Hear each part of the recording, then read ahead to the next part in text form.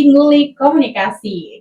Nah, di episode kali ini akan membahas sesuatu yang sangat menarik. Apa itu? Kita akan membahas tentang simbol, tanda, dan juga suara.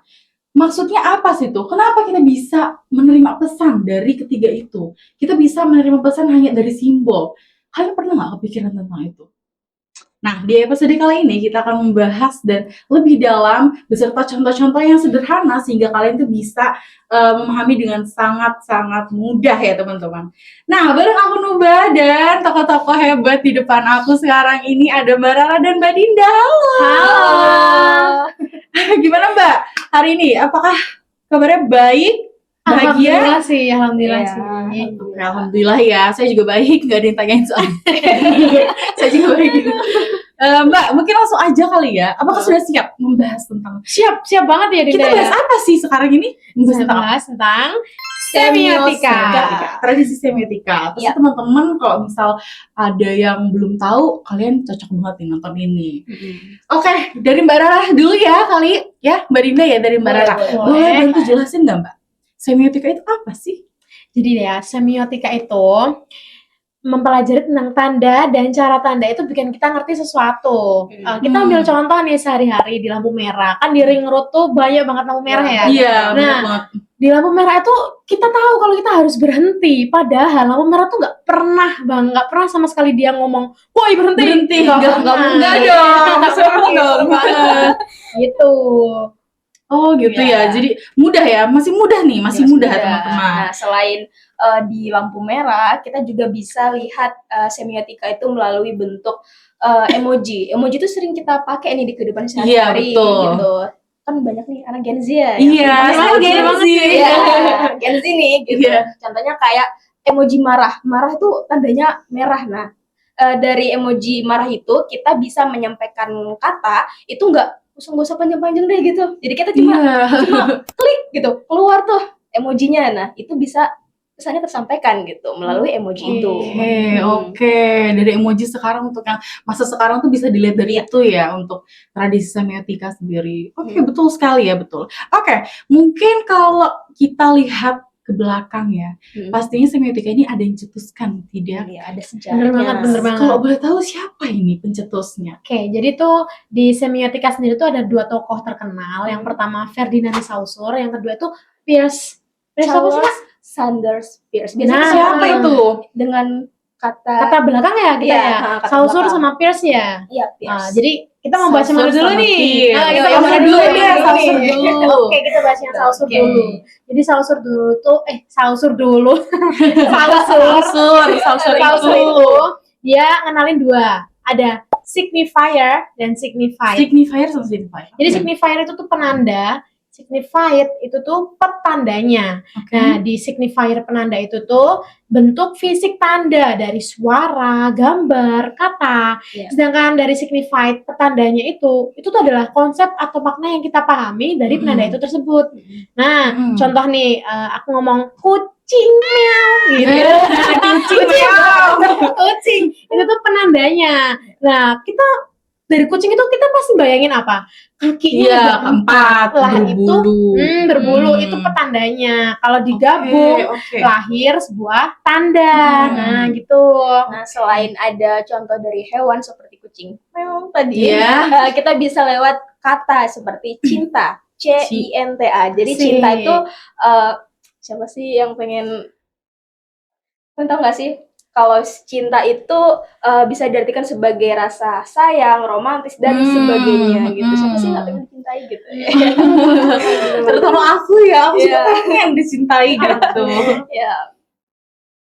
Selain itu kita bisa lihat dari contoh anjing nih. Misalnya anjing itu kalau misalnya di barat itu kan dog. Nah, artinya tuh anjing. Sementara di Indonesia sendiri anjing itu dia artikan seperti lain. Jadi itu cuman berdasarkan kesepakatan bersama itu. Kesepakatan bersama kuncinya di situ ya. Itu tadi siapa? Kalau boleh tahu? Ferdinand de Saussure. Ferdinand de Saussure. Oke, ini salah satu tokoh penting ya dalam tradisi semiotika. Sama kita bahas tadi yang kedua siapa tadi Mbak? Charles de Peirce. Ya, Nah, Charles Sanders Sanders Sanders de Peirce. Sanders Astagfirullah. Iya, Jadi oke. Pierce itu kita bisa melihat tanda-tanda itu melalui 3 bentuk nih, ada icon, indeks, dan simbol. Apa sih ketiganya itu? Jadi kita bisa artikan ya icon. Icon itu merupakan tanda yang mirip banget nih sama aslinya. Contohnya misalnya peta, foto, ataupun KTP. Juga bisa dari emotika senyum nih, yang biasanya kita pakai. Kemudian ada indeks. Apa sih indeks itu? Indeks adalah tanda yang menghubungkan sebab akibatnya, teman-teman. Contohnya seperti ada asap. Asap itu menunjukkan adanya api. Nggak mungkin toh Kak, ada asap, ada api gitu. Nggak mungkin nggak ada asapnya gitu. Kemudian kayak panas itu menandakan adanya demam. Kemudian selain ada icon, indeks dan indeks, kita bisa melihat contoh lain dari simbol. Apa sih simbol itu? Simbol itu bisa diartikan sebagai makna yang ditentukan lewat kesepakatan sosial. Jadi ada kesepakatan gitu di antara A dan B, misalnya seperti ada alfabet, ada angka, dan logo merek gitu ya Mbak. Oke. Menarik. Ya, Kalian berharap. boleh ya. Oke, boleh banget. Boleh banget nih. Jadi Kak, Pierce-nya sendiri itu juga dia ngenalin tritokomi tanda. Ya nggak sih? Tritokomi tanda. Nah, itu ada representamen, objek, sama interpretan. Menarik. Apa itu? Jadi, jangan kebalik ya. Representamen dulu, objek, baru interpretan. Nah, kalau representamen itu bentuk tanda yang kita lihat atau kita dengar. Objek itu tuh apa yang diwakili dari tanda itu. Interpretan itu makna yang dibentuk dari pikiran kita. Jadi contoh sehari-hari nih, apa ya? Ambulan. Ambulan. Itu kalau ada sirene ambulan itu kan berarti itu kita denger ya, itu berarti salah representamen. Akunya nggak tahu loh Mbak. Ya Allah, akunya masih kurang paham apa tuh Mbak. Coba jelasin lagi Mbak. Aduh, suka ngelawak ya. Ngelawak ya. Kalau yang satunya serius, satunya ngelawak. Kalau yang Jogja itu panas banget. Fokus aku.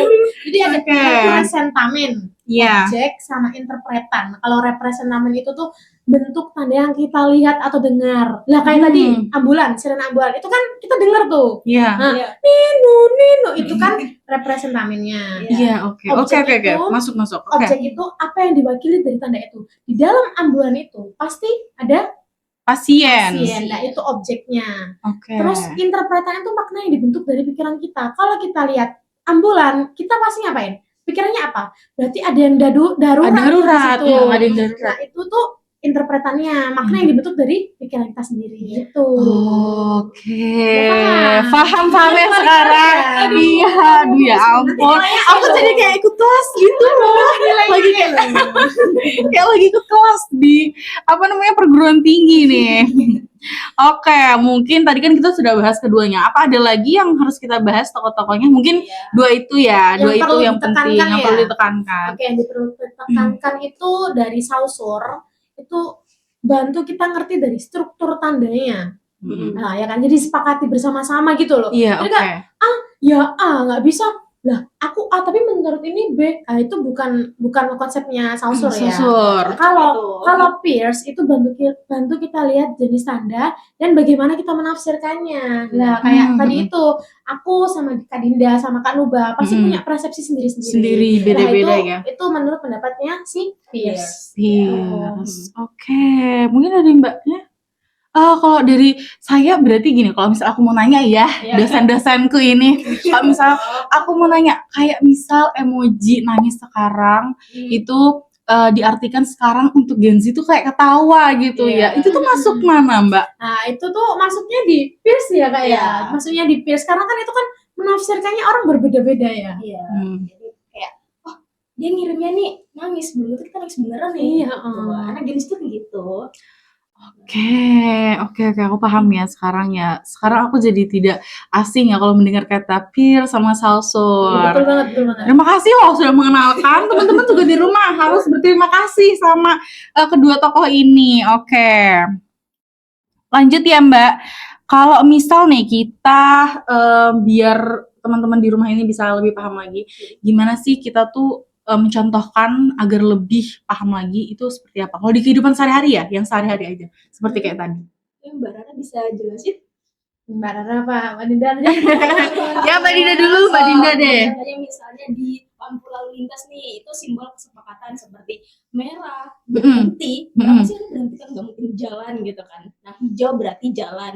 Nah, selain itu selain lampu lalu lintas, kita bisa lihat contoh lain melalui tanda stop. Itu berarti kan simbol. Kemudian contoh lain seperti ada aroma wangi roti panggang. Itu bisa Iya. mengartikan bahwa oh, ada roti yang sedang dimasak Ini lagi gitu. dipanggang. Gitu. Aku mau nambahin Oke, ya. boleh. Boleh. Kita kan sekarang era digital ya, era bermedia Iya. sosial. Jadi kayak kalau di logo hati itu berarti kalau kita nge-like itu berarti tandanya cinta, tandanya kita Cinta. suka sama si itu. Terus ada lagi nih singkatan yang lagi tren tuh dari zaman dulu sampai Apa sekarang itu? tuh WKWK. Oh, Siapa sih yang WKWK. Walaupun kita ngetik gak ketawa pun WKWK. WKWK. Kita menafsirkannya sebagai ketawa ya, simbol Oke. ketawa. Jadi terus ada lagi nih, siap ada notifikasi. Itu berarti indeksnya apa? Ada pesan yang baru yang belum kita buka. Gitu. Aduh, menarik sekali ya. Berarti kalau misal kita bisa contohin lagi kayak kita kan lagi banyak banget film horor nih kayaknya ya. Banyak banget kan di bioskop itu. Kita kalau misal nonton itu dan misalnya nanti ada nada-nada nih yang back sound-nya nih kayak muncul suara yang mau muncul setannya nih, hantunya nih. Itu berarti indeksnya bakal ada adegan yang serem gitu ya. Betul banget. Oke. Jadi udah dikasih kayak kisi-kisi nih. Iya. Oke. Kalau kita udah tahu Paham. tanda-tandanya, makanya itu kita udah kayak mulai kayak gini tuh. Oke, udah ada tandanya ya. Iya, gitu. betul. Itu udah ada pesannya di situ ya. Betul Tanda banget. itu sama dengan pesan gitu ya. Betul Oke, banget, ada banget. pesan di balik situ. Oke, teman-teman, menarik banget ya sama materi-materi yang sudah disampaikan tadi. Jadi bisa aku simpulin nih teman-teman biar lebih paham lagi.